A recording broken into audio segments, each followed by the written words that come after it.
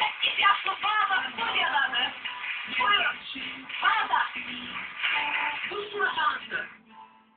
Elimden alıp gitme o güneş kokumu. Gözlerimden akan yaş acılarını çağırır.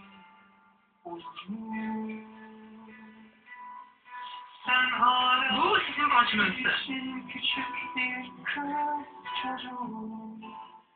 Elimden alıp gitme o güneş kokumu. Gözlerimden akan yaş acılarını çağırır. Olur mu? Sen hala benim için küçük bir kız çocuğum. Elimden alıp gitme o güneş kokumu. Gözlerimden akan yaş acılarını çağırır. Olur mu? Küçük bir kız çocuğum. Elimden alıp gitme o güneş kokumu. Gözlerimden akan yaş acılarını çağırır. Olur mu?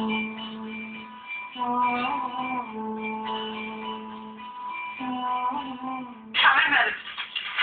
Okşuyor. Kardeşim okşuyor. Benim için çok maraqlıdır. Niye vay demez 45 yaşından sonra daha çok atasını görmek isterim? Əslində bir neçə ildir mən bu boşluğu doldurmaq istəyirdim, axtarırdım. Amma 45 yaşından sonra daha çox istədim. Özüm də bilmirəm niyə. Bəlkə də yaşlanıram ona görə. 45 yaşından sonra hisslərim tamamilə fərqli oldu. Atamın yanında olmasını ürəkdən arzuladım. Mənim üçün bu bir zərurətə çevrildi. O qədər istəyirdim ki, atamla söhbət edeyim, duyğularımı onunla bölüşüm. İstəyirdim ki, atam məni dinləsin, mənə yol göstərsin, məsləhət versin. Çox çətin idi mənə və düşünürəm ki, Tanrı dualarımı eşitdi. Bu bəlkə də dualardan daha çox ata həsrəti, onunla qovuşmaq arzusu idi. Bunu sözlə ifadə eləmək çox çətindir. Yəqin atanızla görüşənə qədər xəyalınızda onun obrazını yaratmışsınız. Bugün atanızla görüşdünüz. Çox maraqlıdır. Xəyalınızda canlandırdığınız o obrazla qarşılaşdınız, yoxsa... 18 yaşıma qədər bəli, o obrazı yaratmışam xəyallarımda. Uca boy, yaraşıqlı, üzü nurlu, xeyirxah. 18 yaşından sonra isə düşünmüşəm ki, onunla görüşmək mənə sonsuz sevinç bəxş edəcək.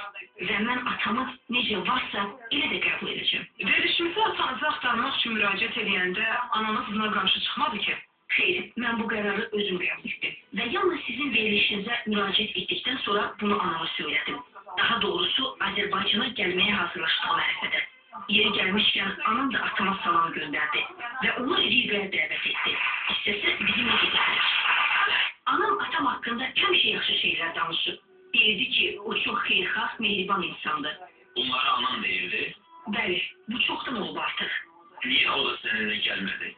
Bu yaşında onun üçün səfərə çıxmaq çox çətindir. Amma sən istəsən onun yanına gedə bilərsən. İstəyirdiniz Rusiya xanımı da görəsiniz də burada. Onu da görmək istəyirdiniz. Ve qeyd edeyim ki, Bağdanın həyat yoldaşı da buradadır. O onu tək bırakmayıp ta Riga'dan birlikte, həyat yoldaşı Bağda ile birlikte onun atasının görüşüne gelip alkışlarla davet edirəm. Buyurun studiyaya.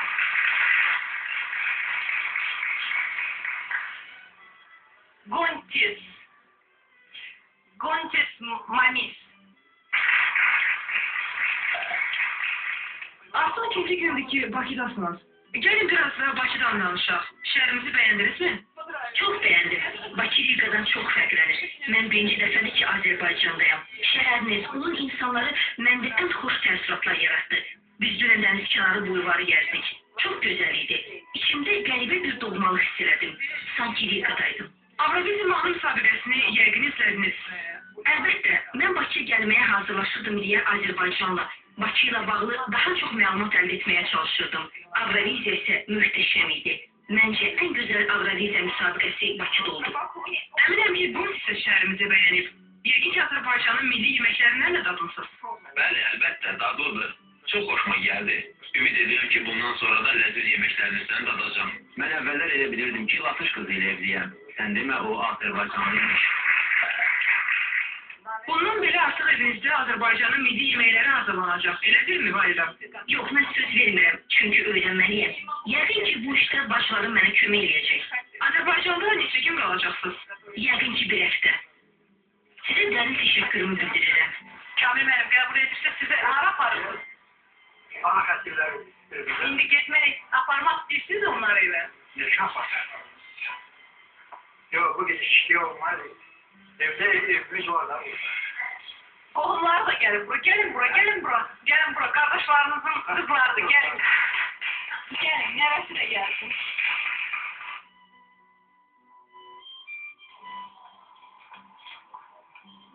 Kimin uşağıdır? Bu ne olur? Bu atanızın nəvəsidir. Çox gözəl. Sizə dərin təşəkkürümü bildirirəm. Məni atamla qovuşturduğunuz üçün. Mən sizə Rikadan hədiyyə gətirmişəm. İcazə verin, onu sizə təqdim edim. Bu qədim Riga şəhərinin görüntüsüdür. Sizə hədiyyə edirəm. Çox sağ olun, Valida. Çox sağ olun ki, mənim atamı tapdınız. Sevgilərlə Valida, Latviyanın Riga şəhərindən. Bir daha təşəkkürümü bildirirəm və sizi təbrik edirəm, Valida. Buyurun, siz sağ olun. Valida, bu gül dəstəsi də sizindir. Çox sağ olun, çox təşəkkür edirəm. Ve sizi alkışlarla yola salıram. Ve ümid edirəm ki, siz o Valdanı elə qucaqlayacaksınız ki, elə ona mehribançılıq, elə bir səmimiyyət göstərəcəksiniz ki, o buradan razı gedəcək ki, biz de yine sizin yanınıza qayıtsın. Alkışlarla yola salıram. Sağ olun.